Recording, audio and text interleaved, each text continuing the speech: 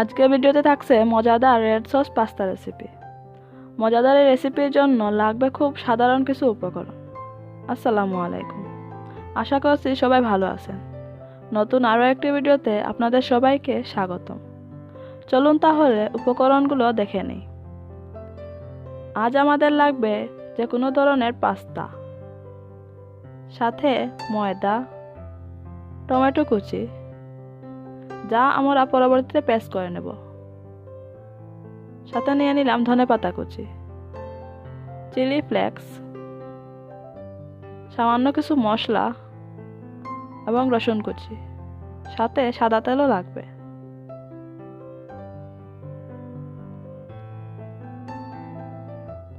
প্রথমে আমরা একটি কড়াই বসিয়ে দিলাম। এতে আমরা পাস্তাগুলো সেদ্ধ করার জন্য প্রয়োজন মতো পানি দিয়ে দেব।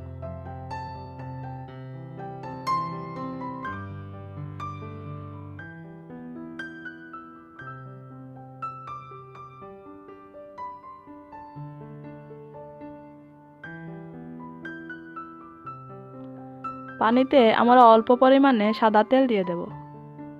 এতে পাস্তাগুলো সেদ্ধ হওয়ার পর একে অপরের সাথে লেগে যাবে না।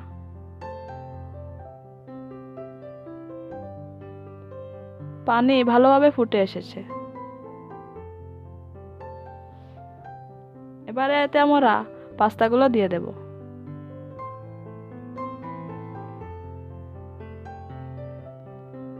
একটি খুন্তির সাহায্যে আমরা পাস্তাগুলোকে ভালোভাবে নেড়ে দেব। তাহলে সেদ্ধ হওয়ার পর এগুলো একটি অপরটির সাথে লেগে যাবে না।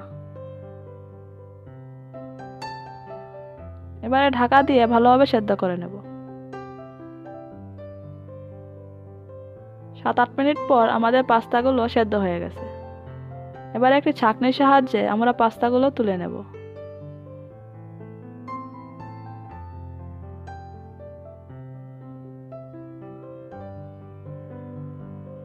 চেষ্টা করবেন এরকম একটি ছিদ্রওয়ালা পাত্রে রাখতে, তাহলে সহজেই পাস্তার পানিগুলো ঝরে যাবে।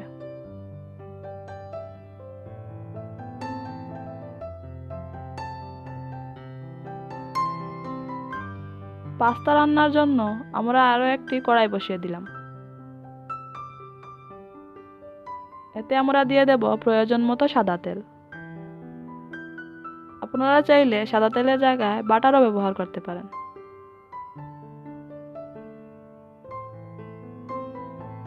তেল গরম হয়ে এলে এতে আমরা দিয়ে দেব সামান্য রসুন কুচি।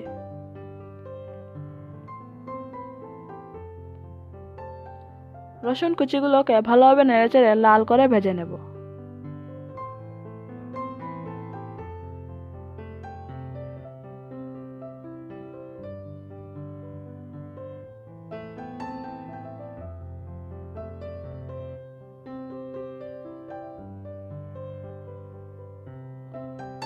রসুন কুচি ভালোভাবে ভাজা হয়ে এলে এতে দিয়ে দেব 2 টিস্পুন ময়দা।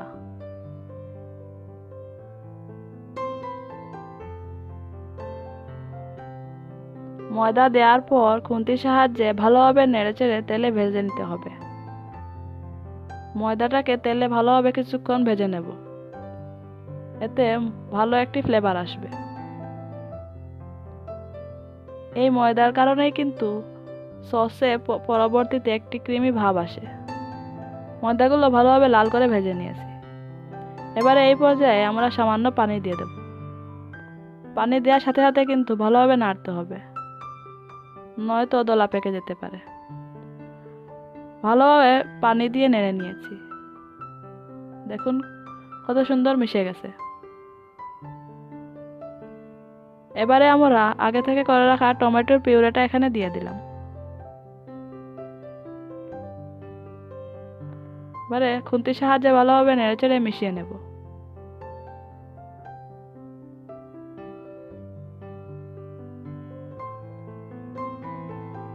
এবারে নাড়াচাড়া করে এগুলোকে ভালোভাবে ফুটিয়ে নেব।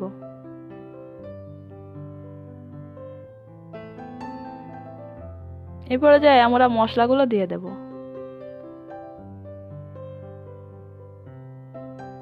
আপনারা বাজার থেকে যে কোনো ধরনের মশলা নিয়ে নিতে পারেন। এখানে আমরা ম্যাগি মশলা ব্যবহার করেছি। যে কোনো ধরনের টেস্টিং সল্ট বা ম্যাগি মশলা জাতীয় জিনিস ব্যবহার করতে পারেন, অথবা আপনারা শুধু লবণ দিয়ে এই রেসিপিটা করে নিতে পারেন। আমাদের সসটি ভালোভাবে ফুটে গেছে। এবারে এতে আমরা চিলি ফ্লেক্স দিয়ে দেব। চিলি ফ্লেক্স আপনারা আপনাদের স্বাদ মতো দিয়ে দেবেন।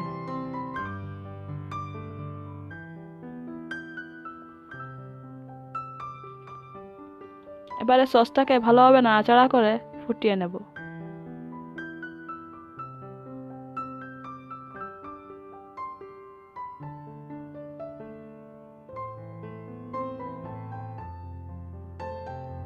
এই পর্যায়ে আমরা এতে কিছুটা ধনেপাতা কুচি দিয়ে দিলাম।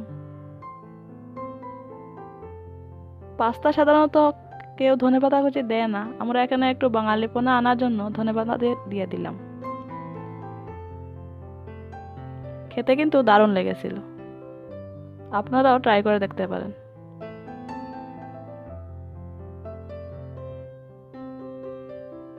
সস ভালোভাবে ফুটে গেছে। এবারে আমরা এতে আগে থেকে সেদ্ধ করে রাখা পাস্তাগুলো দিয়ে দেব।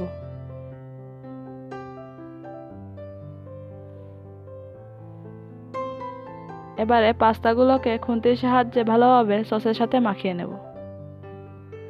বেশি নাড়াচাড়া করলে কিন্তু পাস্তাগুলো ভেঙে যেতে পারে, তাই হালকাভাবে নাড়াচাড়া করে নিলাম। উপর দিয়ে আরো কিছু ধনেপাতা কুচি ছিটিয়ে দিচ্ছি।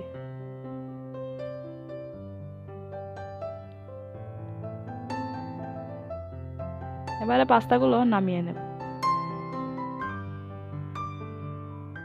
তৈরি হয়ে গেল আমাদের মজাদার পাস্তা। বাড়িতে বানিয়ে রিভিউ দিতে ভুলবেন না কিন্তু। আমাদের ভিডিওগুলো ভালো লাগলে অবশ্যই সাবস্ক্রাইব করে যাবেন। ভিডিওটি দেখার জন্য ধন্যবাদ।